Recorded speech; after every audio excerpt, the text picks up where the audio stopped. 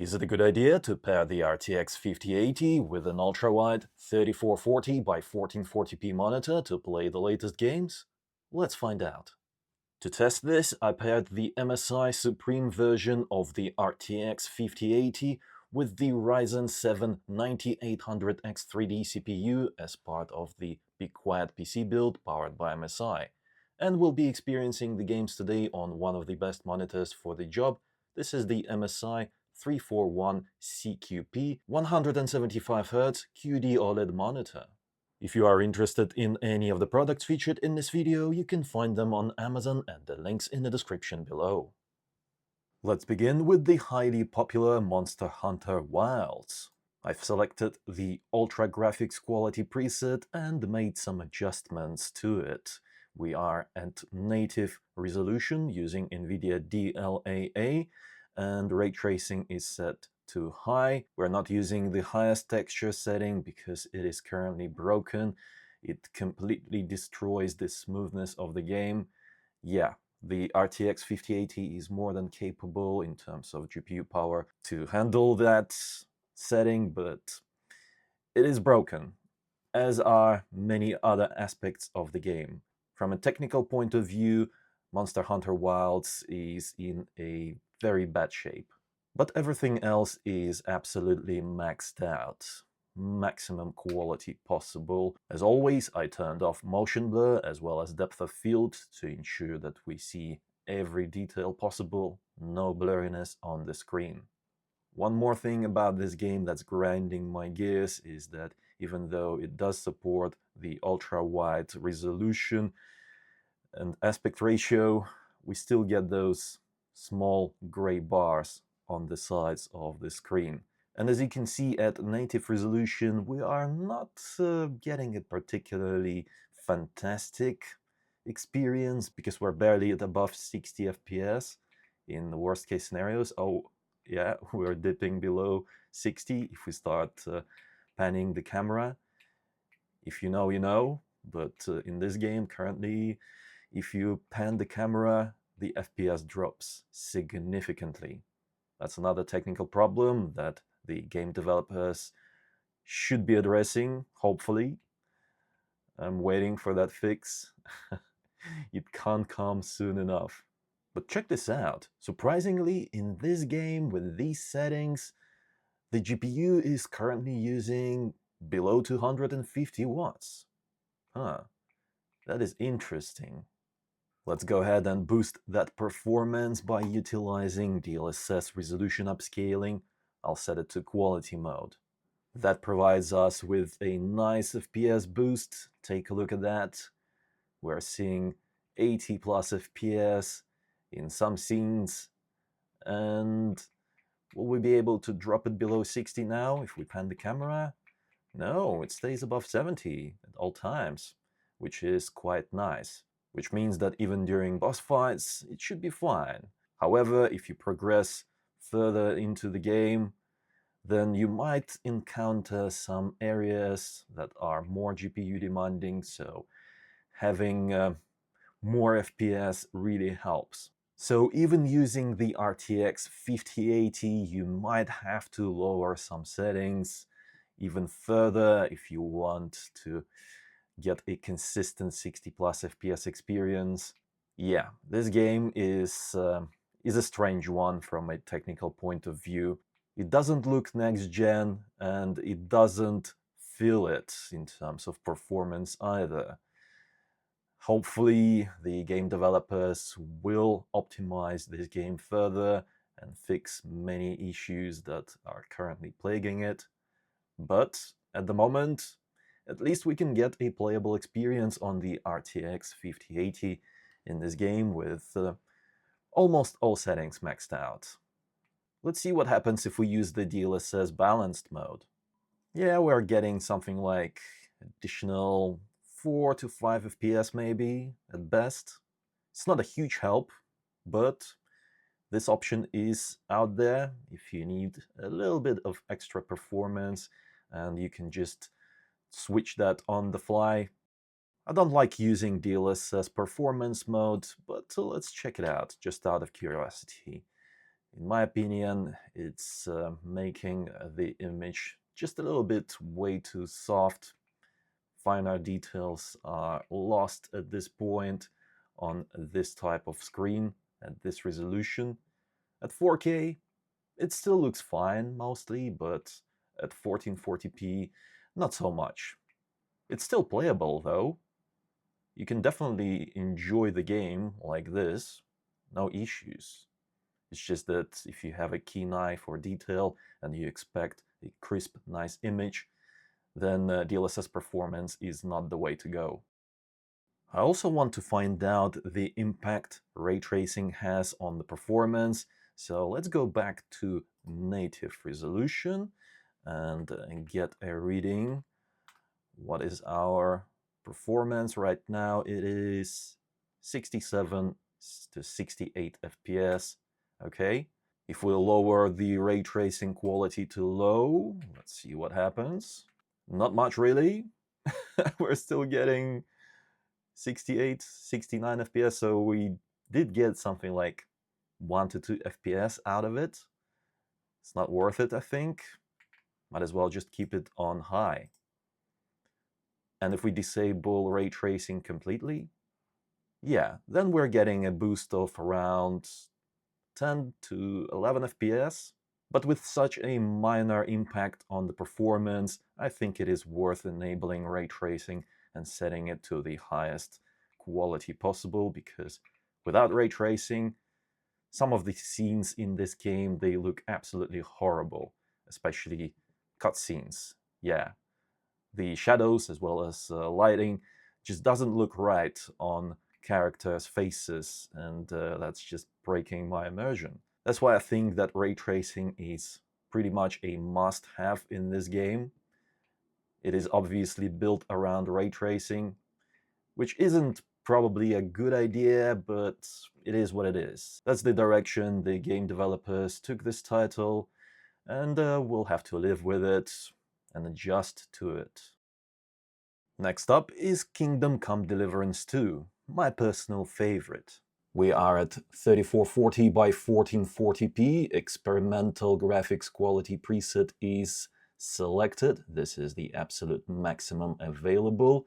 And we are using NVIDIA DLAA, which means that we are at native resolution, and field of view is set to 100. The experimental graphics quality preset features some elements of ray tracing. That is why it is much more difficult for the CPU as well as the GPU to run this preset. But on the RTX 5080, it looks absolutely fine. Take a look at this performance. Maxed out graphics, native resolution, and we are getting well above 60 FPS. Yes, this is very nice indeed. And the game looks beautiful on the experimental graphics quality preset. The draw distance is better, the shadows look nicer, and the lighting overall is much more palatable. Because even at ultra settings, it's, yeah, in some scenes the lighting doesn't look quite right. That's why I'm really happy to see that I can play this game on the experimental graphics quality preset. However, I do enjoy playing this game with at least 90 plus FPS on the screen, and while it's not possible to get that experience at native resolution, I think we'll be able to do that with the help of DLSS resolution upscaling. Let's select the quality mode and see if that's possible. Oh my, what a beautiful picture I am witnessing over here. 150 FPS if we look at this pile of shit. Oh, 175, nice. But if we play the game normally, then we're still getting above 100 FPS. And the GPU power consumption is staying below 300 watts. That's nice. This is a beautiful experience, but we can make it even better. To improve the gameplay smoothness, we should cap the FPS at 90. Let's do that. I'm using RTSS application to do that. And let's see what happens.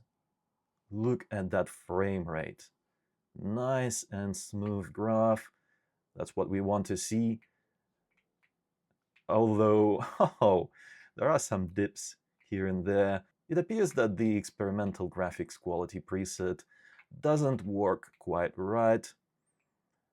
Although most of the time we're getting nice smooth FPS. Right, maybe it wasn't such a good idea to limit our FPS after all.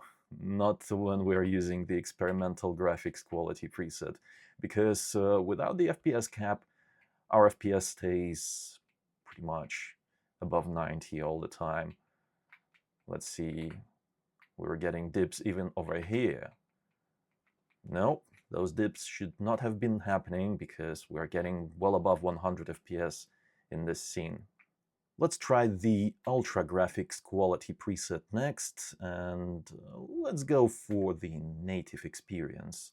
No resolution upscaling for now, but we'll take a look at the quality preset later. Oh, and I'll also reload the game just to ensure that all the settings have applied correctly. The performance is much better using the Ultra Graphics Quality preset, but as I mentioned, some of the shadows don't look as nice as they do using the experimental graphics quality preset. And when you are playing using a high-end graphics card, then I don't know about you, but I expect the best experience, best graphics quality out of the game. That's why I prefer using the experimental graphics quality preset where possible. But if you're looking for a high frame rate experience, then the Ultra Graphics Quality preset is the way to go. And we can actually...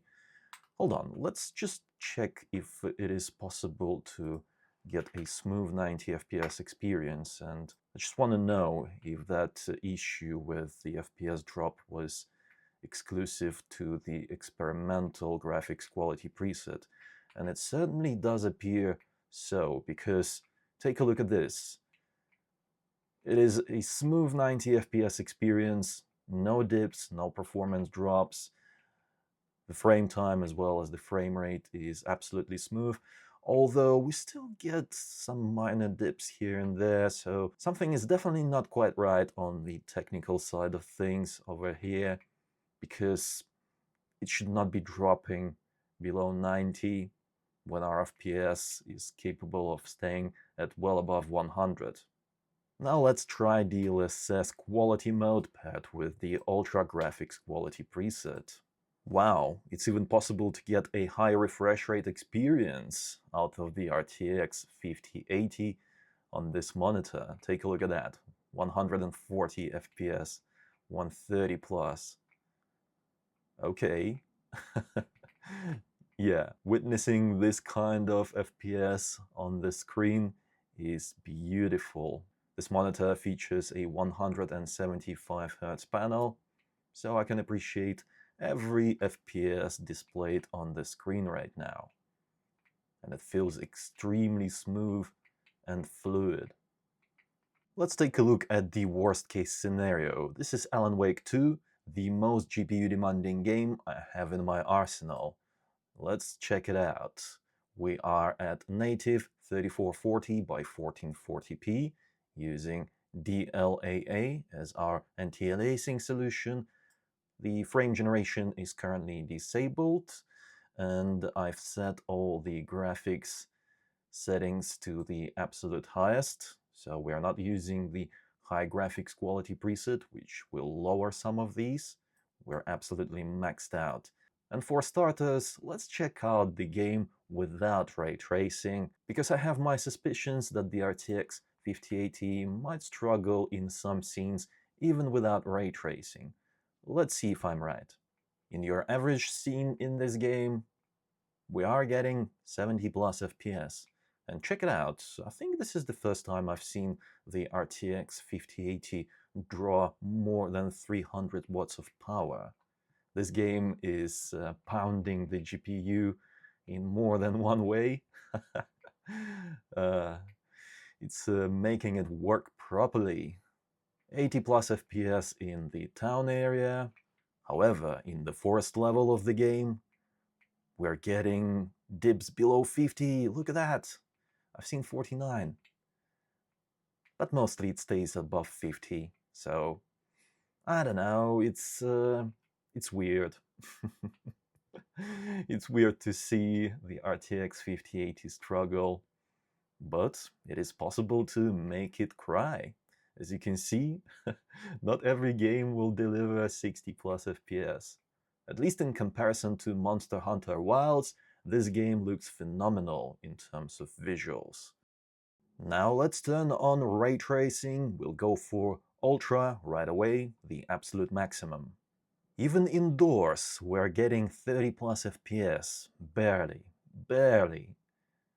So this is not a great experience because in the forest area of the game, yeah, the performance would drop even more, making it a pretty unpleasant experience. But with the Ray Tracing Ultra Graphics Quality preset, the game looks phenomenal. In this game, ray tracing is truly transformative in terms of the visual experience you're getting. I absolutely love the reflections that we're seeing in this lake, as well as in the puddles. The world just feels more alive, more real. We'll have to help the GPU to render these frames a little bit, so let's select DLSS Quality mode.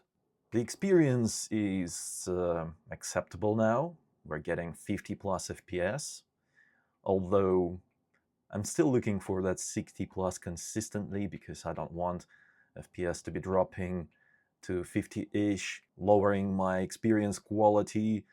That is especially unpleasant on the ultra-wide monitor where we have a lot of peripheral vision.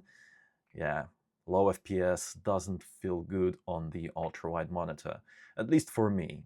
If you are different, let me know in the comments below. Do you feel the same or differently about lower frame rates on the ultra-wide monitor?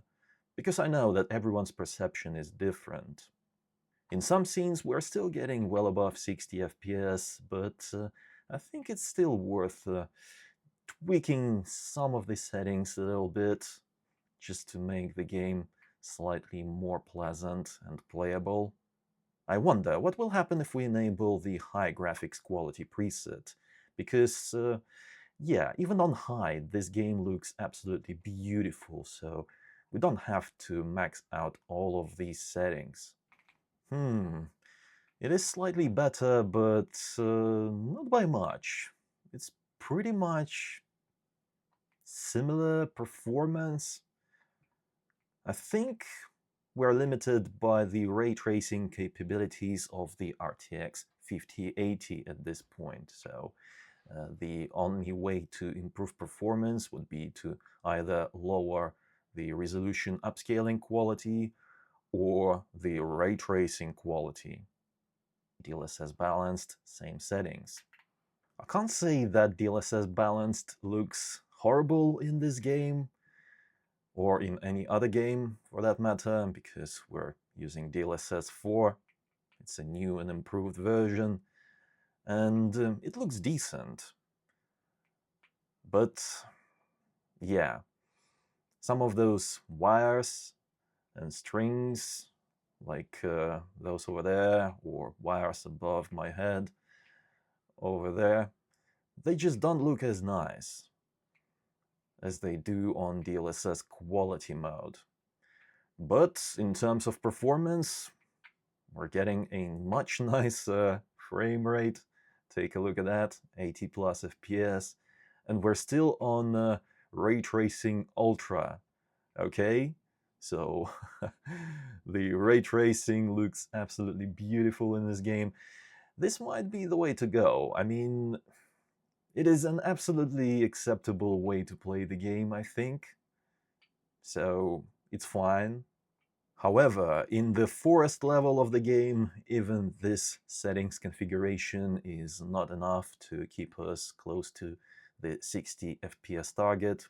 We're getting 40 plus at best. Not great, so when we enter the forest level, we have to make some adjustments anyhow. It's just, unfortunately, with the RTX 5080, you can't just set everything to the maximum and use DLSS to kind of round those edges. Oh, this is one thing I wanted to check. What about Ray Reconstruction? What if we disable it? Let's see what happens. Will we get a massive FPS boost? The only reason I wanted to test this is because I tested this on the RTX 3090 earlier, and the new DLSS Ray Reconstruction was extremely costly to run on that older GPU. But it appears that on the new NVIDIA GPUs, it doesn't really matter. You can just enable Ray Reconstruction without any additional cost to performance. So we'll re-enable the Ray Reconstruction option and we'll select the medium ray tracing quality. This is the lowest ray tracing quality that I personally think is worth enabling. Low is just not worth it. The way it looks is not transformative at all, and it doesn't actually give us that much more in terms of performance. Basically, there's very little difference between the medium, low, high, ultra. You're not gonna get something like double the FPS if you lower the ray tracing quality. And let's go back to DLSS quality mode. As you can see, it's still pretty much the same kind of performance. Very similar, there is no significant change, 40 plus FPS. So indeed, we are very limited by the ray tracing capabilities of the RTX 5080 in this particular level of the game. Yeah, unpleasant, but you'll either have to lower the DLSS quality and be okay with below 60 FPS performance, or turn off ray tracing completely when you reach the forest level of the game. It's not a huge deal, but it's a little bit of a hassle, I would say. You just have to disable ray tracing every time you enter this particular level. Let me just demonstrate what you can expect. So we turn off ray tracing, okay, and DLSS stays on quality, and we're using the high graphics quality preset. And that way we can get a nice, smooth, fluid experience in the forest area, 80 plus FPS. I'll be honest with you, ray tracing is not important in this area at all, because personally I don't see any significant difference in this particular scene. Yeah, it's not a transformative kind of experience in the forest area, but ray tracing is quite transformative in other levels of the game. So yeah, I think it's okay to turn it off in the forest. And once we enter a different area of the game, different level, we can just go back into the settings, flick that on, and select Ray Tracing Ultra. The great thing about this game is that you don't have to quit and reload the game to turn on ray tracing or turn off ray tracing. You can just do it on the fly and enjoy the results. So yeah, it's a bit of a hustle, but I think it's manageable. It's okay. Just flick that ray tracing on and off as needed. Of course, we can use multi-frame generation in the latest games that support it, and some of the games that have been updated. For example, Alan Wake 2 has been updated to support it, even though it's an older title already. Cyberpunk 2077 among those as well. So let's start with the 2x frame generation mode, which generates 1 frame per every real frame. We'll keep the rest of the settings the same: high graphics quality preset, ultra ray tracing, and DLSS set to quality mode. The 2x frame generation mode is my favorite because it offers the best balance between the image quality and performance. As you can see, we can get a 120 plus FPS experience. Just bear in mind that this is not increasing your performance, this is increasing the image fluidity. This is an FPS smoothing feature, not performance increasing feature. But it does feel nice on a high refresh rate monitor, and it certainly makes it possible to enjoy GPU demanding games such as Alan Wake 2 at higher frame rates, where that wasn't possible previously at the same kind of visuals. This feels and looks good, in my opinion.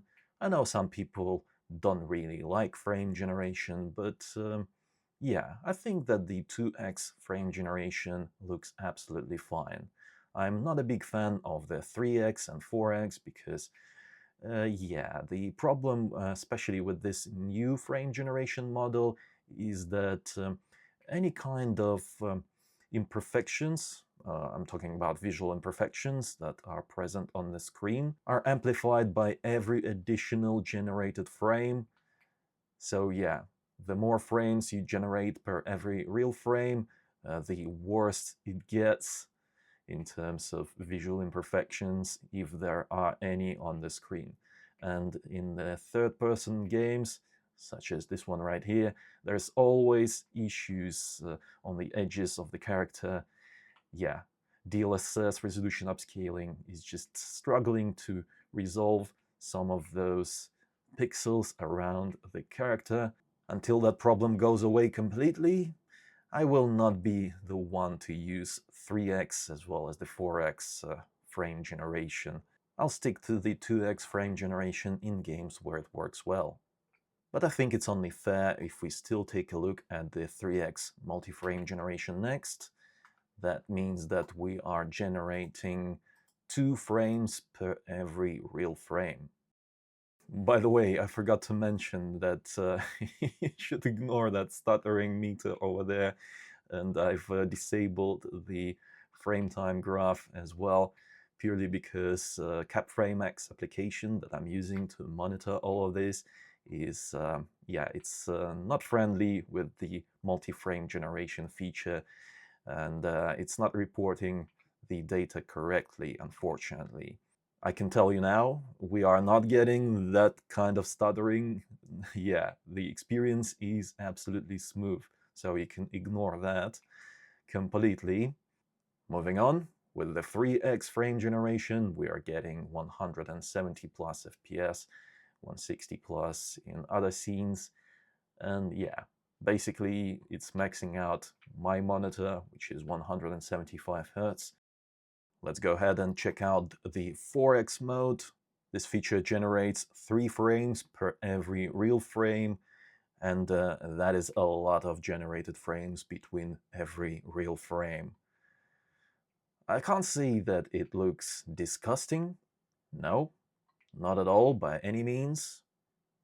It looks okay. I mean, if you have a very keen eye for details as well as imperfections, visual imperfections on the screen, then it might make you uncomfortable, especially, as I mentioned, around the character. There are visual imperfections there as you pan the camera, and they are being amplified by generating more frames, so that's not nice. If you are sensitive to that, then you will definitely not like the 4x multi-frame generation mode, but you might still enjoy the 2x, the same as I do. The frame rate is absolutely crazy now, 200 plus FPS, which is way more than what my monitor can handle, but there is a 240 Hz version of this monitor. I have it linked in the description below. If you are interested in that, you should check it out. In conclusion, the RTX 5080 delivers a pleasant experience when paired with the ultrawide monitor. Yes, it is not a zero compromise GPU, but to be honest, none of the current offerings are. Even the RTX 5090 cannot deliver a zero compromise experience at 4K or even on the 3440 by 1440p monitor. I tested it. You can learn more in my previous videos. I have it posted on the channel. Check it out. It's quite a bizarre situation, considering that the RTX 5090 is such a powerful GPU and such an expensive GPU, but it is what it is. That's the kind of gaming experience we are currently having to deal with in 2025. Of course, I'm talking about ray tracing performance, because if you disable ray tracing in all of these games, then even the RTX 5080 will be fine. It will deliver pleasant high-end experience, high refresh rate experience on this monitor right here. But unfortunately, if you want to play with ray tracing enabled, you have to make some sacrifices and even disable ray tracing in some levels, as we've seen in Alan Wake 2. Some levels of the game you can't really experience with ray tracing enabled on the RTX 5080. But coming back to the overall experience, I think that the RTX 5080 paired with the ultrawide monitor delivers a pleasant experience overall in most games. It's a great combo and I highly recommend it. Let me know what you think about it. And if you enjoyed this video and found it helpful, then don't forget to reward my work with a like and subscribe for more if you haven't already. If you are interested in any of the products featured in this video, you can find them on Amazon at the links in the description below. It was I, Vadim. Until next time.